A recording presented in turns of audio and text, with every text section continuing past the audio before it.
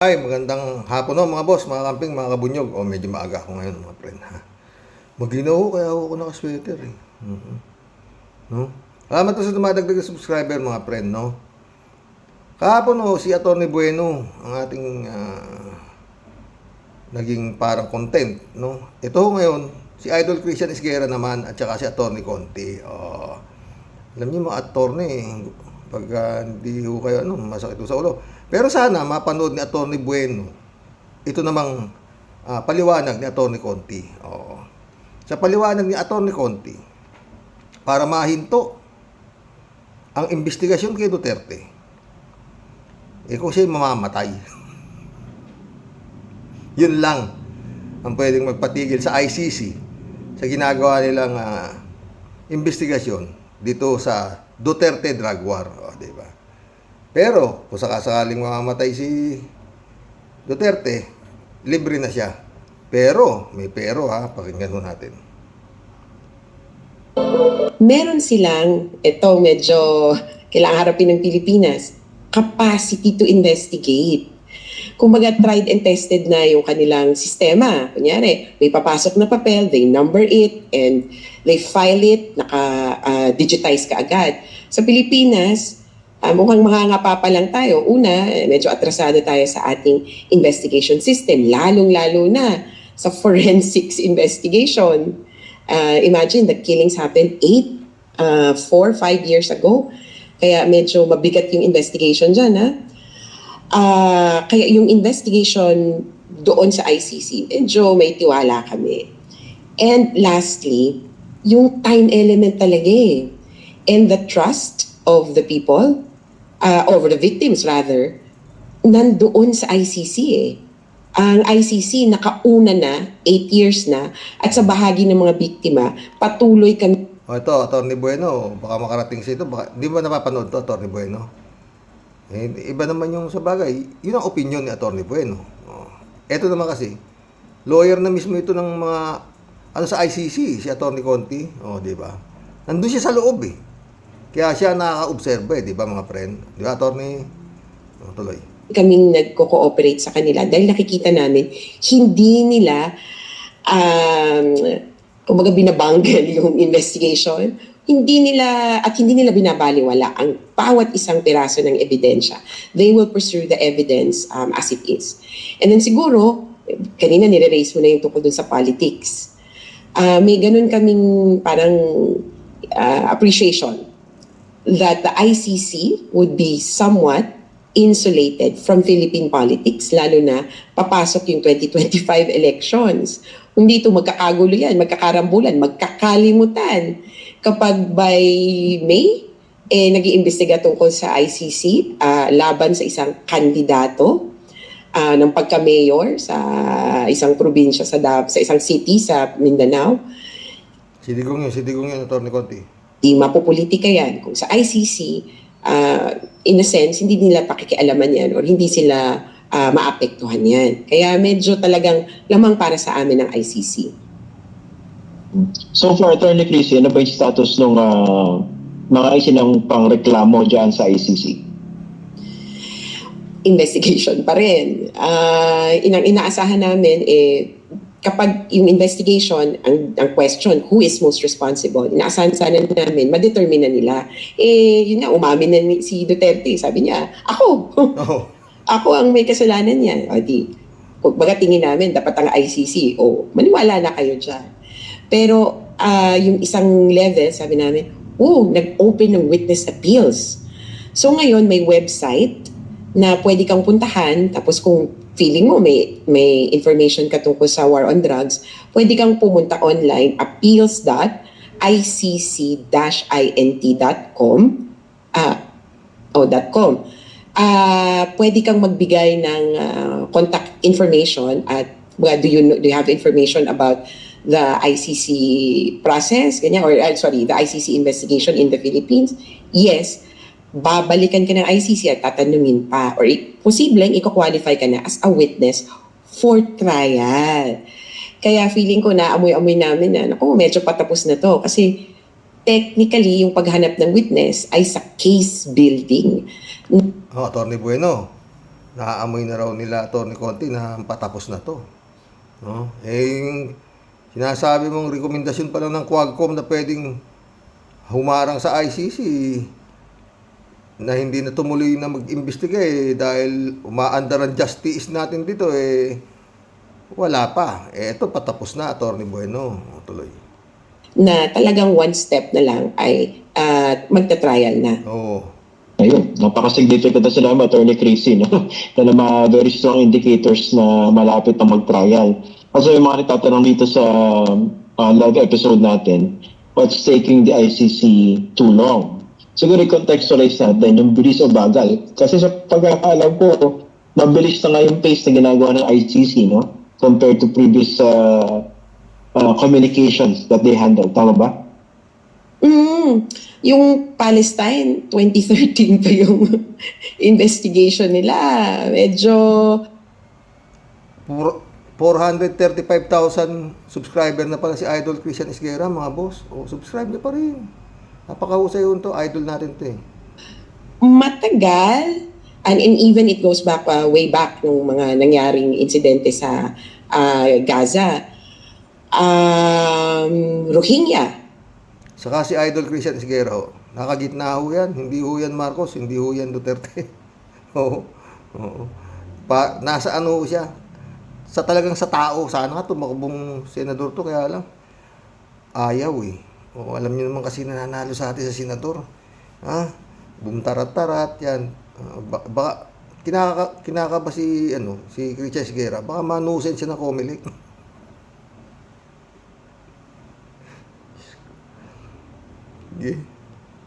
Yung dun sa ni-raise ng Bangladesh. Well, it's a mix of jurisdictional issues. May jurisdiction ba dyan yung ICC? Kasi may ibang bansa na hindi nga miyembro. May mix din ng nagyayaring insidente sa loob ng bansa na parang bumalik ulit sa kapangyarihan yung kinakasuhan, yung mga ganon.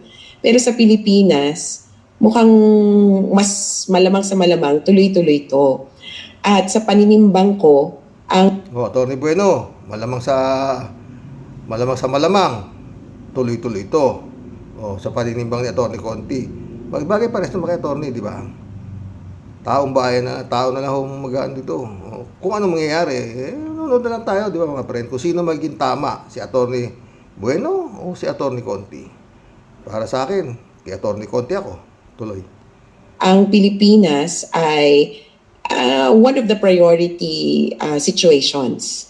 Dahil nababanggit lagi nung prosecutor sa kanyang mga speeches. We're doing investigations in Venezuela, in the Philippines. Kaya, kumbaga, pag laging pag banggit mo, ibig sabihin, mo yan, priority mo yan. Ito may mga nagtatanong, paano raw kumakamatayan nung magiging ako? Ito, magandang sagot ni Atty. Conti, mga friend. Ganda ng tanong niya. Akusado. Kasi at this stage, technically, wala pa pong akusado dyan sa crimes against humanity kaugnay sa drug war. Pero kung sakaling magkaroon ng akusado, kunwari si Duterte, tapos makamatayan, what will happen? Well, katulad ng ano pa mang criminal investigation or case, kapag namatay ang akusado, tapos ang liability ng tao. Kailangan mamatay si Duterte para matapos ang investigasyon ng ICC sa kanya, sa kanya lang. Meron pang tuloy natin. Kasi yun yung, dito ko pa masasabi na parang guilt is personal, o kaya yung criminal liability is personal.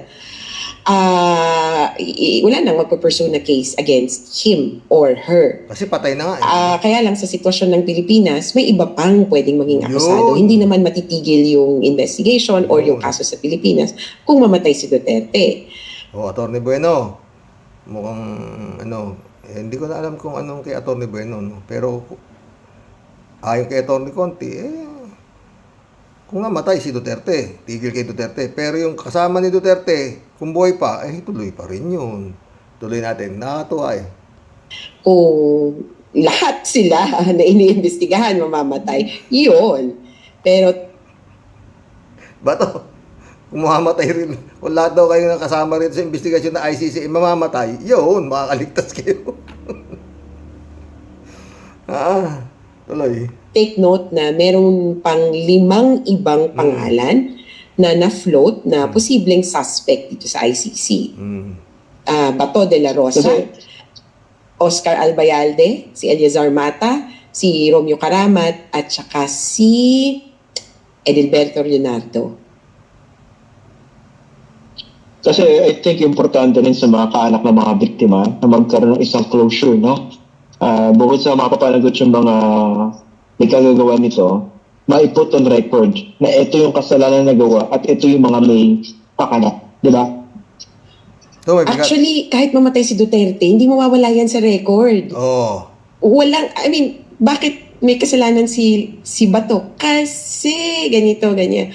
Kumbaga, in the course of trial, his name will always be mentioned. Oo. His legacy will be that of death and destruction. Kasi, Ang bigat ng legacy talaga ni Digong. Mga DD shit. Maski patay na, hindi mawawala sa record na ikaw, Digong, ang may pakana na sa katakot-takot na patayan. Tuloy, Atty. Conti. walang ibang, kumbaga, kadikit na pangalan ang DDS, walang ibang kadikit na ang war on drugs, kundi yung sa kanya. Oo. And even if he dies, his name will always be the context of what happened in the Philippines. So, ayun mga friend. Kaya ito, mga boss, maski na matagal, total na nakapagtiis na rin po kayo ng ilang taon kayo pong mga nabiktima nitong si Digong, no? Sa kanyang sinasabing peking war on drugs, no? Tiis na po kayo. Gumagalaw naman po ang kamay ng Panginoon eh. Sana ramdam nyo. Hindi nga ho lang mabilis. Oo, di ba? Pero gumagalaw ang kamay ng Panginoon. Oo. God moves very mysterious way, di ba? Yun lang magkaaway itong dalawa na to. Sino mag-aakalang magkakaroon ng away ito? Ang sweat-sweat nito nung nangangampanya sila. Yoneteng, di ba? Okay, ngayon, tingnan mo. Halos, sabi nitong isang si, parang, beso-beso pa sila ito. Kada aalis si Bongbong Marcos papuntang ibang bansa, iiwan kay Sara Duterte yung bansang Pilipinas sa pamamalakad. Sweat-sweat, mayroon pang beso-beso, di ba? Kabila-kabila, di ba? Ngayon, ayan na. Pupugutan na ng ulo si Bongbong. At pinapapatay pa yung mag-asawa pati yung kanyang pinsan. Tignan mo, di ba mga friend? Pero gaya ng inaano, parang kulang talaga para sa akin. Yung pangil nitong si Bongbong, kulang. Pero anyway, dito tayo sa isang topic na to, no? Nakita ko lang ito Anti-terrorism law, batas sa ilalim ng Duterte administration ni Canor. Nagbumerang yun. Law na gawa ni Duterte. Nagbumerang daw. Pakinggan natin itong kanyang anak. Magbilib ako rito. Alam niya kung anong pwedeng gawin, ha? Pakinggan nyo.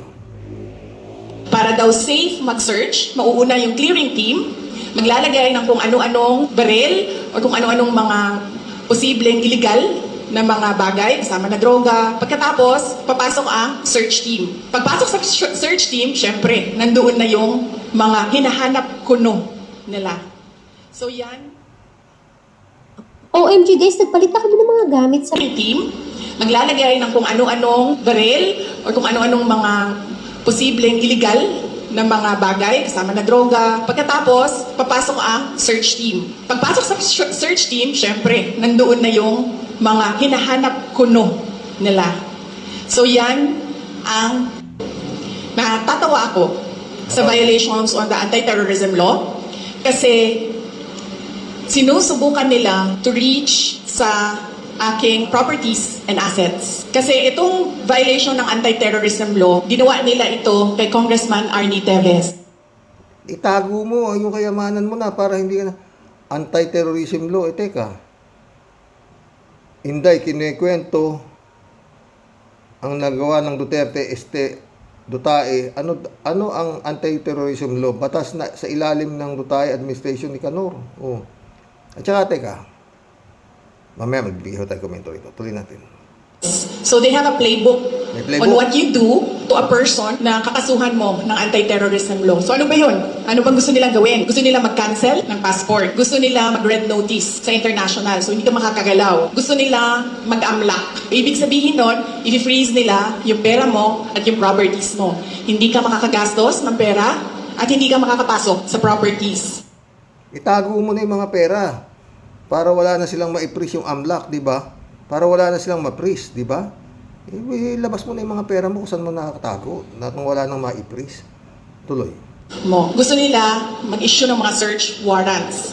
Anong ginagawa nun? Papasukin nila yung properties mo. Nagsasabi sila, may clearing team kami. Para daw safe mag-search, mauuna yung clearing team, maglalagay ng kung ano-anong baril o kung ano-anong mga posibleng illegal na mga bagay, kasama na droga. Pagkatapos, papasok ang search team. Pagpasok sa search team, syempre, nandoon na yung mga hinahanap kuno nila.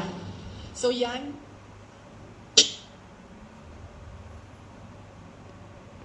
Ang galing niya ng mga boss. No? Pero, mukhang yan na sinapit nga. Pero, ni Tebes, ayon sa kanya. No? Pero si Tebes kasi, ano yan eh, masyadong garapal yung ginawa nun, yung pagkapatay kila Digamo. So, hindi pa naman siya convicted, di ba? Oh. Ano lang siya, akusado. Kaya lang nagtago na nga, di ba? Parang si Harry Roque, mga boss, di ba? Oh, nagtago na. Oh, ngayon nga, di pa niya kukuha sa... Di pa na ibabalik yata rito sa Pilipinas, di ba? Oh, mga boss, pero, sabi ni Sara Duterte, playbook daw yan nitong administrasyon ni Bongbong Marcos. Magkakunyari, search warrant, ganito, tataniman daw yun.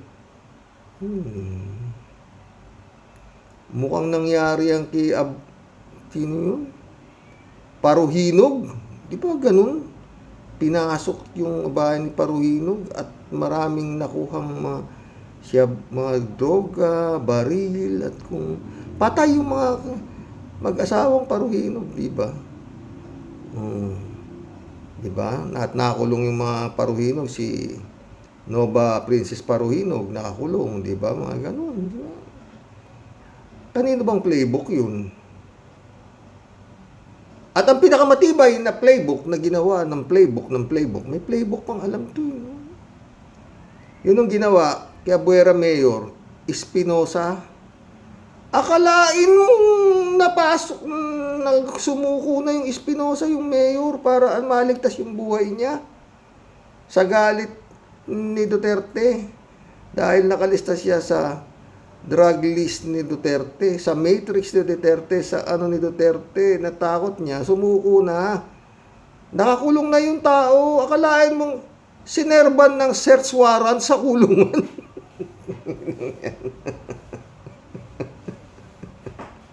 Parang pinalabas nila yung pinagkulungan kay Abuera Mayor, mga inutil. Takin mo, pwede naman nilang kontakin yung warden doon o kung sino nando doon na, oy, may timbre sa amin na may baril at droga yung na yan. Tsaka sa presinto, lumalabas yung mga preso pag araw na, may araw sila lalabas ng kanilang mga selda. At hindi ganun katanga yung akalain mo sinerch warrant, may nakakuhang droga daw doon sa loob ng selda ni Mayor Espinosa at may baril. Lumaban nga raw kaya nila pinatay. Inimbestigahan yan ng Quadcom. Asa na ngayon yung investigasyon dyan? May nangyari na ba? Asa na yung Colonel Marcos na nanguna dyan sa murder kaso naging homicide na lang at kaya nakapagpiyansa at nasa pwesto pa ho yata yung Marcos nakapwesto pa ho yata ngayon hindi pa ho yata tinatanggal sa serbisyo parang gano'n, di ba? Nakapwesto pa yata kasi naka-uniforme pa nung inimbestiga ng Kongreso tungkol sa nangyaring ganyan di ba? At ayun lalong ano yun, Sara. Napakabigat nung ginawa na yun. Talagang, ano kayang playbook ang ginamit dun? No? Nila, para mag-serve ka ng search warrant sa taong nakakulong. Yung mga preso, parati kong sinesearch yan eh. Halos, every week yata, merong parang oplang galugad. Gagalugarin yung selda kung anong merong ano, di ba? Pero nung ginalugad ng mga tauhan nung Colonel Marcos ba yun? Nakakita sila at lumaban, patay si Espinosa. Ano na nangyari ron? Pinare-open yata ni Kerwin Espinosa yung kaso na yun eh.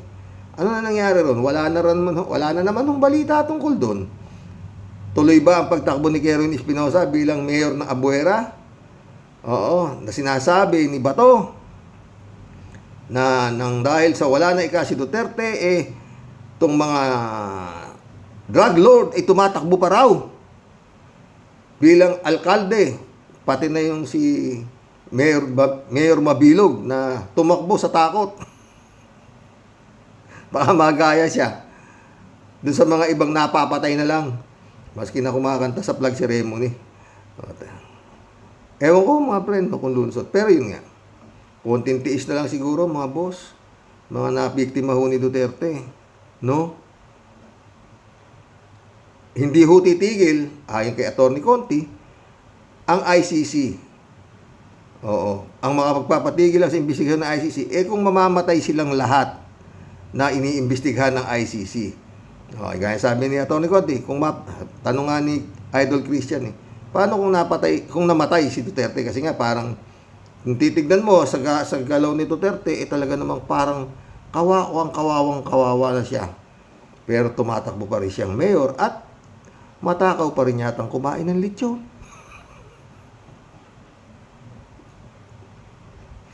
Putik yan. Kakain lang. Nakakamera pa.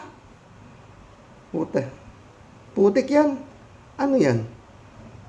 Kulang na lang pati yung pag-ebak, ikukunan ng camera Pati pa paliligo, ganun. Ano ba? Klase, no, mga pre? Ewan. Basta yun. Paulit-ulit. Kung itong mga ito hindi matatapos nitong administrasyon ni Bongbong, wala. Weak leader. Yun ang tama si Digong. Very weak. Pag hindi niya na-dispatch ito sa kung ano-ano na sinabi sa kanya, papapatay pa sila. Hindi ho ano yun yung sinabi ni Sara Duterte na kinausap siya, hindi ho yan pwedeng pagpawalang bahala ng administrasyon na ito. Hindi ho basta-basta tao yung kinausap ni Sara Duterte para sila ay patayin. At no joke, at umuo naman na yung kausap. At hindi ho yan keteponing killer. Mabigat ho yan. At hindi ho yan iisa. Tsak ho yan grupo. Grupo ho yan. Na baka hanggang sa oras na to, tiyempo lang kung paano nila ikakatuparan ang utos ng kanilang boss Sara. Mag-collab na po tayo mga friend. Alam na alam ni Sara, no?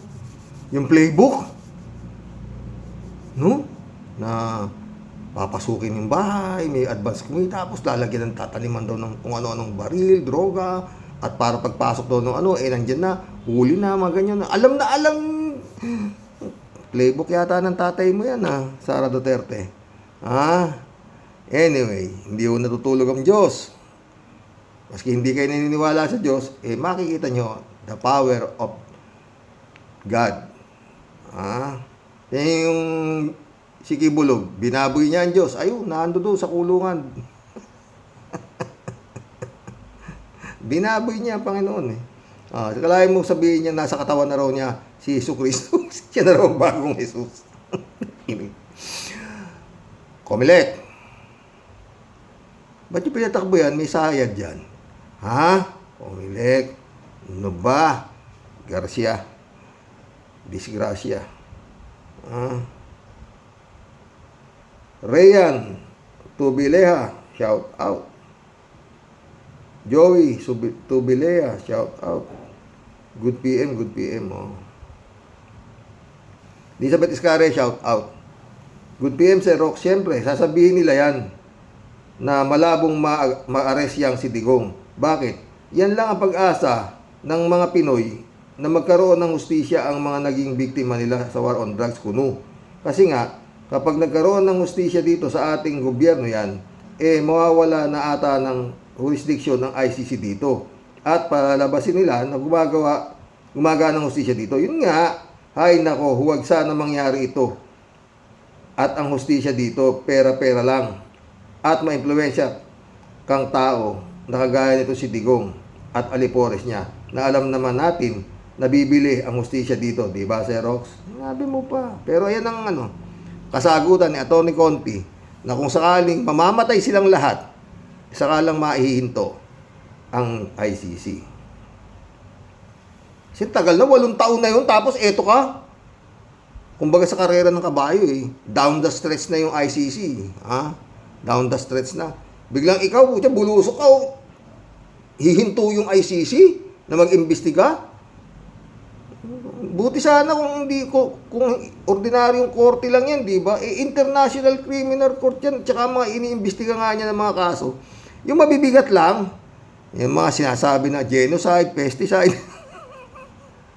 crimes against humanity, di ba? Hindi naman basta-basta para pahintuin mo sa ginagawa ng investigation. 8 taon na. Pero ewan ko kay Atty. Bueno. Kung yun ang niya yun ang kaalaman niya, di ba? O di attorney yun di ba? Joey Tobileha. Sa tingin ko yung pagsampa ng kaso dito kay Digong para sa posibleng maiiwas si Duterte sa ICC, baka maging sarsuela lang. Yun. Pero yun na nga sagot ni Atty. Conti. Tsaka hindi naman tanga naman yung International Criminal Court. Siyempre, alam na nila yan na yung ginagawang investigasyon na yan, peke. In the sense na nagmumura pa nga si Digong sa Senado Tsaka yun nga, inamin na nga ni Digong na siya. Diba? Siya talaga, siya lang. Diba? Basta kabayo, malakas, bumayo, patay tayo dyan. Kalat ni Baya, shout out. Joey ulit parang inaareglo ng kaso ni Digong nang di natin nalalaman. Dapat maging matalas tayo. Yun nga. Pero yun nga, sabi ko, tiis lang. Gumagana ang hustisya ng ICC. Diba? At para rin sa akin, yung ginagawa dito, investigasyon na yan, at pagsasampa ng kaso ng crimes against humanity, na ngayon lang nangyari sa history ng Pilipinas.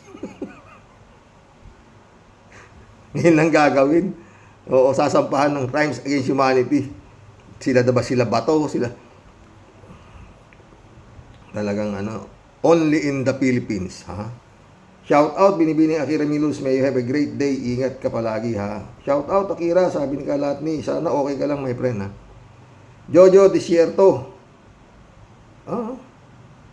Jojo Gestro pala. Welcome to the club. Karox, prayers na lang ang miracles for justice to my family persecuted by oppressor during Duterte administration since 2021 January 3 Sunday.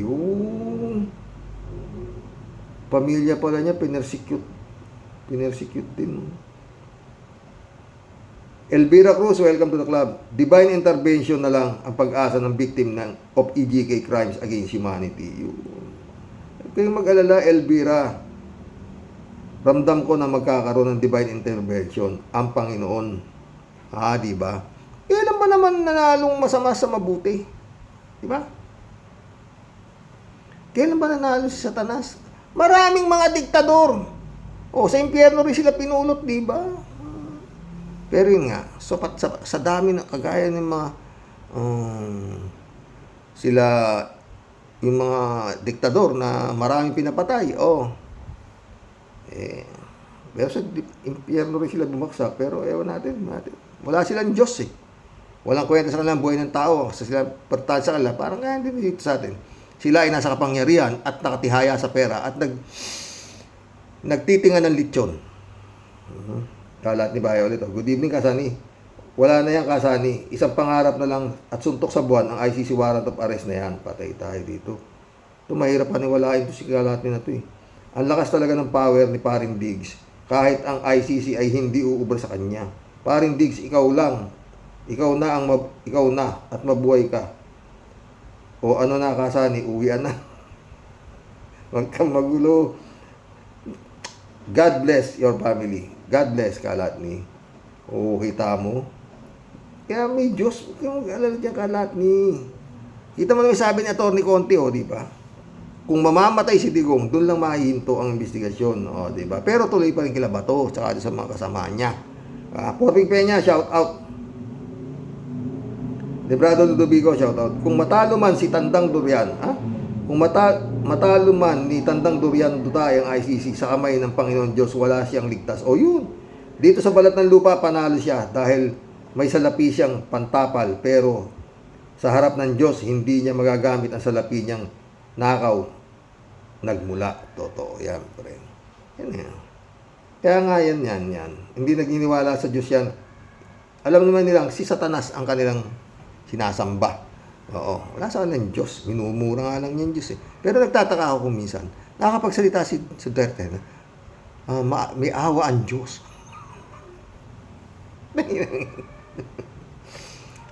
Ay ako, Duterte. Pero yan San Juan, shout out. Good evening po, Karox. Karox, sa Quadcom hearing nga, inaako na ni Duterte akusasyon sa kanya at kasuhan siya sa korte dito sa ating bansa para makaiwas sa arrest warrant ng ICC. Sa aking palagay, kaya gusto ni Digong dito isang pa ang kaso kasi may magagawa ang kampo niya ng pagkilos, hindi tulad sa ICC, mahigpit ang pagpapatupad ng batas. Totoo. Kaya nga itong Quadcom, parang nawala ang bilib ko rito. Totoo. Ha? Kalahin mo, nirekomenda nila sa DOJ na pwede ng kasuhan ng crimes against humanity. Bahala na kayo, DOJ. Yan ang naging ano namin dito. Eto na ang DOJ. Remulla na naman. O, diba? Pero ewan ko lang. Bahala na si Lord, diba? God moves in a very mysterious way, diba? Malay mo, ha? O, iba gumalaw ang Panginoon eh. Iba talaga eh. Alam ko yan. Dahil isa ako sa beneficiaryo niya. Kaya nga ako nandito eh. Bernadette Aligarbes, shout out. Good evening sir. Wala na tayong magagawa kaya sinasabi ko eh, the untouchable na si ex-Digong. Baka mag-run pa yan ng pagka-presidente eh. Magbalik na naman problema ng ibang kabataan natin. Hindi na yata pwede, Bernadette, ingat na lang tayo. Nakakatakot at nakapangilabot ito. Huwag kayong mag-drugs. Patay tayo dyan. Bawal lang yata ang drugs kay Duterte pag hindi ka sa kanya kumukuha. Pero pag suki ka niya, open. Tignan mo isang munisipyo ng Davao, 37 positive. Empleyado ng Davao, di ba? Edmundo Cheng, shout out. Tama lang ang sinabi na yan, Quadcom ay mga tuta rin ni Digong dahil huli na nang pumasok ang Quadcom at hindi nila ma-contempt si Digong at patapos na ang investigasyon ng ICC. Saka mababaliwala ang ICC. Sabi ko na nga, tuta at bayaran ang mga taga-Quadcom. Dito to ang sinasabi ko, gas-gas na yung ICC, tapos na ang boxing, pera pa rin ang panalo, only in the Philippines. Pero ayun tignan mo na ito muna Cheng, mukhang may laban kay Atty. Conti ha. Let's think positive na lang mga friend. Boyet Piña, Florida. Welcome to the club. Huwag niyong paniwalaan si Bueno. Likhang isip lang yan para ma-discourage mga Pilipinong naniniwala na may makakamit na hustisya sa International Criminal Court. Alam ni PBBM ang kanyang gagawin. Nakukuha ko sa aking sentido komon ang mga diskarte ni Bongbong. Boyet ulit May sorpresa si Trump sa mga DDS pag upo niya sa Enero. Yun. Ted, shout out Ted. May vlog na naman si Atty. Ricky Tumotorgo. Mga boss bunyog bunyog party list tayo mga friend. Ted ulit Sabi, baka bigyan sila ng pulang baseball cap na may MAGA. Ano kaya ang ibig sabihin ng MAGA sa pulang sombrero ni Trump? Baka MAGA tanga, bagay ngang surprise gift sa mga DDS. MAGA tanga. Edmundo Cheng ulit to. Tapos na po ang drama, kaya goodbye, my teacher, goodbye, uwian na. Hindi pa, Edmundo, yan o, sabi nga ni Atty. Conte, di ba? Tanging kamatayan lang ni Digong ang pwedeng makatapos sa ICC, sa imbestiga sa kanya. Pero, tuloy pa rin doon sa mga kagrupo niya. O, di ba? Finish or not, finish or not, finish, pass your paper, puro cheating. Patay tayo dyan.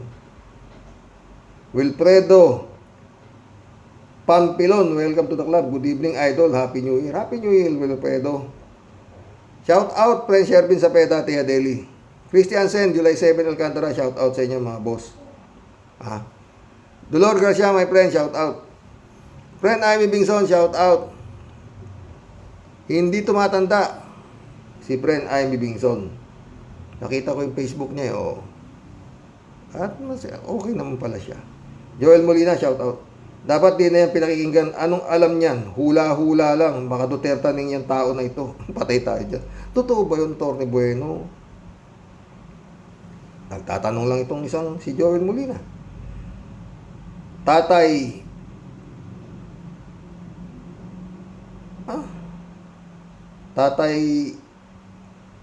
Ato Querter. Tataya to Quartiro. Hirap na yan to. Paniwala ko, kapag ang Diyos ang nainip sa bagal ng ICC, ay bigla na lamang kunin si Digong at iba pang akusado. Nagugulat na lang tayo. Yun. Marcelo Santa Ana, shout out, ha? Sino bang siraulong attorney nga ba ito? Marcelo Santa Ana ulit, oh. Tingnan mo, sisihin mo pa ang Quadcom, tarantado ka. Mainit ang ulo ni Marcelo. Fortunato Kilala, shout out. No? Bulag sa katotohanan ang Congress, kaya ganyan ang bansa natin. Patay. Nelia Maisa, welcome to the club. May punto din si Atty. Bueno. Oh, diba? Attorney yan, di may punto siya. Yun ang punto niya. Iba naman ang punto ni Atty. Conti. Alam mo yung mga attorney, iba-iba punto niyan eh. Di ba? Tignan mo si Harry Roque, attorney rin yan. Dating human rights advocate. Ngayon, human rights advocate na lang siya. Human left naman siya ngayon. Oh. Ay puta, ewan ko. Kaya buti lang, di ako nag-abugago. Kung hindi, puta na. Oh. Ewan. Rodelia Alpiloro, ay sir, pang-alis ng stress, sabi ni Rodelia. Ted ulit, oh. Yan din ang narinig natin noon, Karoke, na kung may investigasyon ang Pilipinas kay Duterte tungkol sa EGK, ay hindi na makikialam ang ICC. So, obserbasyon na lang natin sa mga pangyayari. Kung kailan patapos na ang investigasyon, ay doon naman nila bibitawan ang kaso o gagawa ng paraan para mawindang ang investigasyon. Lumalabas na pinoprotektahan nila ang kriminal. Yun nga, tulad na lang ng ginawa ni Chairman Joel Chua. Nang patapos na ang investigasyon nila kay Sara, doon naman nila ipinasa sila chika sa AFP. May nangyari ba? Ngayon, eto naman. Kung kailan malapit ng hulihin sila Duterte nagbato Bongo ICC, doon naman sila nag-uumpisa ng imbestigahan ang mga kawatan group ni Digong. Ipinakikita lang ng gobyernong ito na protektado nila ang kriminal ng Pilipinas, lalo pa ang kriminal na kilalang tao na may impluwensya. Nakakasama ng loob, Karoke. Parang gusto mong manapak ng mga opisyalis ng bansa. Buisit. Yun nga, Ted, ang problema, hindi naman magiging international criminal court yan kung mga tanga ang mga abogadong nandiyan dyan. Kasi international, alam na nila yan na gumagawa lang ng senaryo na para maawat sila. Pero kay Atty. Conti, kamatayan lang nila ang pwedeng umawat sa investigasyon ng ICC sa mga kahayupang ginawa nila sa mga buhay na walang kalaban-laban, di ba? Dahil sa peking drug war. ni Duterte. George Ala, shout out. Panoorin nyo yung attorney ng ICC. Pinangungunahan naman niya yung ICC. Sabi nga, yung matagal pa, hilig magsinungaling yung attorney. Makuha. Sinabi nun, abangan na lang ang susunod na chapter next year. Di ba? George Alas ulit. Madaming pera sila Duterte. Hilig niyan sa fake news. Tao niya yan ni Duterte. Or bayaran para si Rocky lang din yan. Patay tayo dyan. George Alas ulit. Naunahan ni Trillanes yung government at DOJ. Yun lang yun. O, diba? George Alas ulit. Yung mga tao hilig sa drama, artista, tapos pag nanalo yung artista, yari na naman, dapat iboto nila yung may background na professional, hindi yung sikat lang hayop, tapos damay naman lahat. Totoo. Johnny B. Good, shout out Gandang gabi ka, Roque. Sa tingin ko, tama ka. Panalo nga si Duterte dito kung hindi na mag-iimbestiga ang ICC. Dahil yun talaga ang gusto niyang mangyari. Palagi siyang sinasabi sa Pilipinas, siya magpapa-aresto at hindi sa ICC. Diba? Kaya sabi ko, panalo si Digong. Kasi pag sa Pilipinas, kaya pa niyang manipulahin at tiyak may special treatment pa siya. Siyempre, baka lechon pa kakainin niya. Tsaka hindi siya madadampot. Baka maano pa. Meron ako nakita, vlog. Wala raw sapat na ebidensya para ihalo si Digong sa investigasyon ng Pogo. Galing sa Department of Justice yan, ha. Kanina nakita ko, Mantakin mo yun. Siya nagpapasok niyan, ha. Oh. Diba? Tsaka sino yung mga, sila Harry Roque, mga David yan. Tapos wala raw siya sapat na ang Department of Justice nga yata ang nagsabing hindi siya kasama dahil wala raw ebidensya. Yan na naman, di ba? Kaya minsan iniisip ko itong investigasyon ng Quadcom pakitang tao lang para sabihin gumagana pa rin ang hustisya sa atin at hindi na kailangan ng ICC. Totoo yun, Johnny Bigod, yun naman talaga George Alas ulit, Dami kasing tangang Pinoy, sa totoo lang. Kaya nga, George, sabi ko sa'yo, magtayo tayo ng party list. Tanganisim party list. Panalo tayo, Chuck, sa dami ng tanga. Pinoy Sea Salt Bay, shout out. Hindi siya ang ICC. Mag-antay lang, darating din yan. Iba ang kilos ng ICC. Hindi siya international lawyer. Assumption ng attorney yan. He has no clue what movement behind the scene of ICC. Totoo yan. Pinoy Sea Salt Bay, di ba? Loisel, welcome to the club. Kasi nung nang presidente si BBBM, magkaibigan pa sila Digongyo. Pero nung kalabanin ni BBBM, doon na tinira. Kalabanin si BBM, doon na tinira. Yun nga nangyari ron Gusto nila kasi, bigay na nga layaw nila kay Marcos, gusto pa nila, sila pa masusunod. Tanginang yan. Ano kayo, siniswerte? Hindi pa kayo Duterte, Marcos na yan. Ano ka ba naman? Digong, sumobra lang ang galing mo dahil yun nga, nahawakan mo ang militar. Nagulat mo kumbaga, di ba? At gaya na sinasabi ng Mutabato, ang mga kasama niya sa Lambada Boys, nung panahon ni Duterte bilang mayor, mga rebel returnees, police, kaya hindi siya natatakot, pumatay lang ng pumatay. Walang huli. At ang tao sa Davao, mga takot. Hindi ka pwedeng magreklamo maski sa pulis. Ganun ang Davao. Ayon kay Mutabato. Ayon kay Las Cañas. Di ba?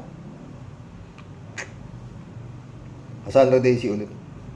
Obvious ba na animal rights lawyer at hindi human rights lawyer? Kaya pala hindi lumipat ang mga EJK victims sa support ng kadiliman. Totoo yan. Sandra Daisy ulit, Mas magaling ka kaysa kay Attorney Bueno sa analysis, Mr. Rocks at Warriors. Totoo. Too late to investigate. Mas nauna ang ICC sa umawak sa kaso kaysa sa Kupit Quadcom. Kung sino ang nauna, yun ang may jurisdiction. Kahit dito sa bansa natin, kung sino ang korte na nauna, ay mas may karapatan. Yan ang eksplanasyon ni Engineer Toto Causing. Oh. Shout out, Pastor Jun Lagon, my friend. Jeff Ramos na, shout out ha. Pitts Rumingan, Adorasyon de Maranan. Mierna Regalado, shout out sa inyo mga boss. Ayos sila man na, shout out. Chupista Bunaaw, shout out. Good evening po kuya at sa pamilya po ninyong mahal. At sa mga ka-warriors. Ayawa na kuya, nakakadismaya na talaga. Bagong taon luma pa rin ang mga nangyayari sa ay mga nabiktima ng war on drugs. Kawawa naman, ayoko nang umasa pa. Ano ka lang, chupista. Maganda naman yung sinabi ni Tony Conti, di ba? Tuloy-tuloy yan. Raul Villanada, shout out. Happy New Year, Kuya Rox. At inyong may bahay, get well soon. Oo, hindi pa nga eh. Sana. Happy New Year, Raul. Malalaman ko pa nitong January 8 kung paano. Kung makukuha sa laser o... Pero malamang sa alamang mauupirahan ang mata niya. Bahala na si Lord, di ba? Raul Villanada ulit. Urong sulong kasi si BBM. Sana ay inalagwa na lang niya ang Kongreso. Inalagwa na lang niya ang Kongreso at hindi na nagkomento na hindi siya suportado ang impeachment na yan. Pinagtatawanan kayo ni Digong nyo. Totoo. Raul Villanada ulit. Huwag na kasing kasuhan ng crimes against humanity sa Pinas. Criminal mga kaso na lang, maganda na yung hakbang nila, Sentry, Plunder, o diba? Hanggang ngayon nga, wala pa nangyayari sinampa ni Sentry. Diba? Everyday Sunday, welcome to the club. Tuwadcom po, tawag dyan. Na kunwari, merong willingness ang Philippines sa sampahan ng kaso si Digong. It's a joke kasi po, walang justice sa Philippines. Pahinog na lang ang mga biktima ng EJK. Pahinog ba kamo everyday Sunday? Nangangamoy na nga, mukhang bulok na eh. Fernando Caones, welcome to the club. Kalokohan yan sa dami ng kaso niyan. Kaya nga. David Alin Mendoza, shout out. Karox, sino ba yung attorney no case na yan? Mukhang naambunan ng grasya ni Dutae. Hindi ko alam. No comment, David. Kung yan ang iyong opinion, your guess is as good as mine. Ganun lang. Maril Pabianak, shout out. Good morning po, Tay, at sa mga ka-warriors. Mas naniniwala po ako kay Tony Conti. Kasi siya mismo may connection sa ICC. Hindi naman maramdaman ang concern niya. Attorney Bueno, DDS po yata siya. Sa mga biktima ng EJK, tanging Diyos ang nakakaalam para sa kabutihan ng ating bansang Pilipinas. Amen. Kaya't manalig po tayo na makakamit ng mga biktima ng ang hustisya. God bless us po tayo at sa mga kawarriors. God bless, Marilo Castro. Yun nga. Danilo Constantino, shout out. Okay lang, manalo. Sa impyerno ang punta ng demonyong yan, si Duterte. Naiinta ulo ni Danilo. Jose Gabriel Anunuevo, shout out. Yung attorney na yan, DDS yan. Sir Rox, Happy New Year po. Happy New Year, Jose Gabriel Anunuevo. Parang ganun nga eh, di ba? Reynaldo Gonzalez, shout out. Bueno, oo nga't may kaunting kaalaman si Attorney Bueno. Kaso, kaming mga namamayan, ang alang kaalam sa ginagawa nitong mga asa gobyerno. Pero, hindi kami magsasawalang kibo lamang. Kaya si Sir Rox, tirahin mo ng tirahin. Ikaw ang aming gabay. Kaya ka nilagay ni Lord dyan sa pagbablog. Huwag lang maupo ang mga Duterte, kundi mag-aayawan ng hanap ka na ibang content. Magtanim na lang tayo ng kamote.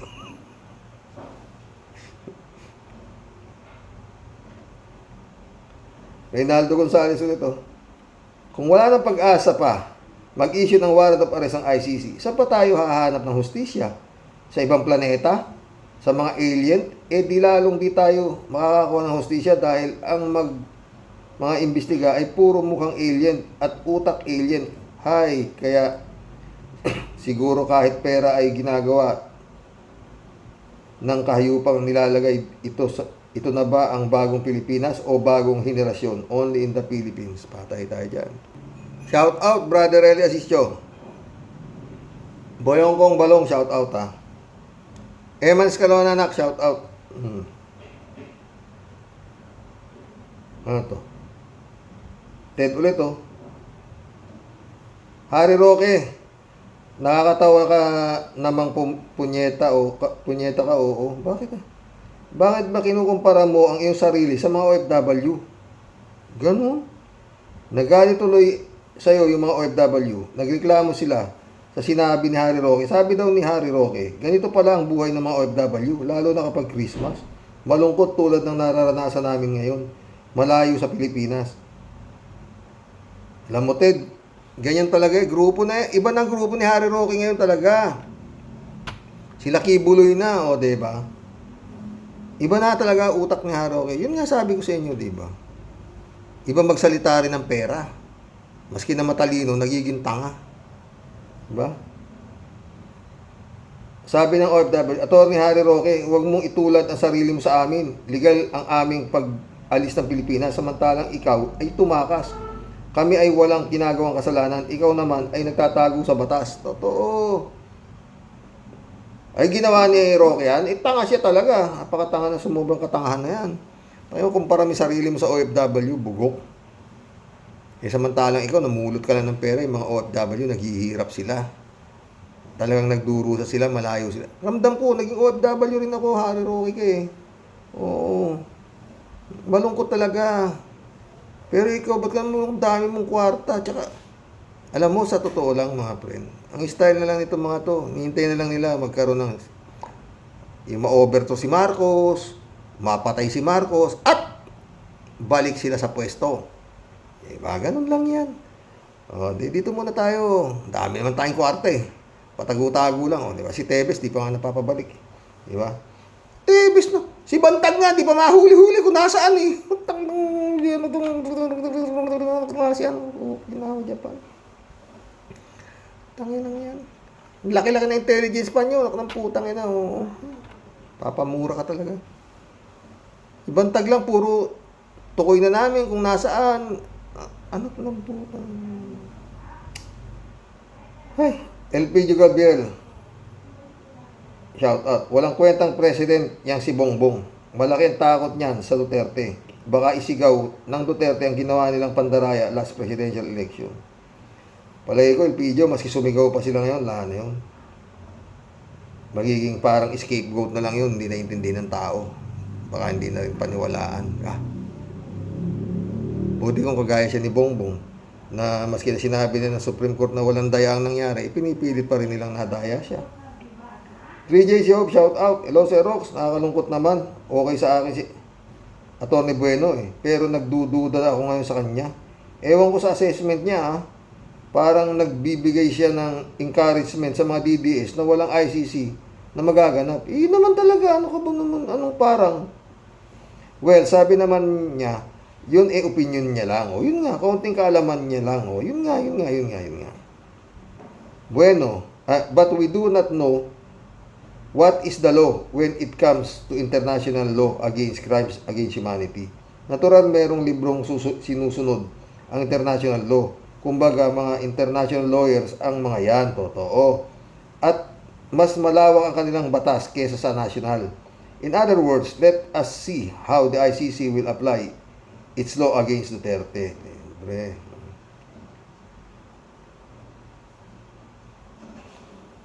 PJ Show ulit to. Sir Rox, ano naman ang maging resulta sa ICC sa Diyos? Sir Rox, ano man ang maging resulta sa ICC, sa Diyos lang ako umaasa ng tagumpay ng Pilipinas. Totoo. Hindi lang ikaw, lahat tayo, pre. Kung napakalakas ng kasamaan, meron pa bang mas hihigit sa Diyos? Laksan lang natin ang ating loob at patuloy na manalangin, humingi ng tulong sa Diyos na parusahan na ang mga nagpahirap sa bansa. Walang hindi ibibigay ang Panginoon. Kung tayo ay tunay na mananalig sa Kanya, walang imposible sa Diyos. Yan nawa ang siyang magpalakas ng ating loob. Totoo yan, 3J Shop ka. Ha? Tingnan mo yung sa Ten Commandments o yung mga Hebrew slave, o, di ba? 400 years they've waited, o, di ba? Dumating si Moises, o, di nakalaya sila, di ba? Mga ganun. Sa daming humihingi kasi kay Lord, eh. 3J Shop ulit, oh. Si Rox, hindi naman masusuhulan ng ICC dahil ibang lahi mga yan. Puwera na lang kung yung reps ng ICC na nasa Pinas. Naniniwala pa rin ako na ang Diyos ang magbibigay ng hustisya sa atin. Totoo yan, friend. Ha? 3J Shop ulit. Heto si Rox, ang example ng mga taong nasa pwesto na nagpapahirap sa bansa. Itong si Villar Cynthia, nangangakong ibibigay ang lupa nila kung iboboto nila. Sukdo lang talaga ang kanilang kasamaan. Iboto man sila ng mga taga-Paranaque at manalo sila. Do you think they will truly give away the land to the people? In your dreams, papangakuan lang kayo hanggang mapako lang. Si Bongo hanggang sa MMFFD pinatawad, talagang todo exposure niya doon. Malamang sa alamang alam na this, diba? Ay nako, 3J Shop ka. Sa tanga lumulusot kasi. Merry Christmas, 3J Shop, my friend, ha? Jane Labay na. 3J Shop ulit, oh. Ang bottom line, Sir Rox, huwag tayong bibitiw, huwag tayong mawawalan ng pag-asa dahil si Lord ang ating pag-asa. Yun eh. Talagang ganun. Kaya ituloy mo lang ang laban mo dahil kaming mga warriors mo, kasama mo sa labang ito. Hindi man kami physically nariyan. Ang panalangin ng bawat isa sa mga nakikinig sa iyong vlog, diringgin din tayo ni Lord. Sinabi mo pa. Just keep the faith alive. Laban lang, walang susuko. Di man tayo nakakakita ng liwanag sa ngayon, meron light at the end of the tunnel. Maniwala lang tayo. Sinabi mo pa, my friend, ha? Oy, mission accomplished, mga boss. Nakapag-vlog na naman tayo ngayon. Oo, ay, 2 araw na lang, mga friend. Bye-bye, 2024. Hanggang bukas po muli, mga boss. God bless. Happy New Year!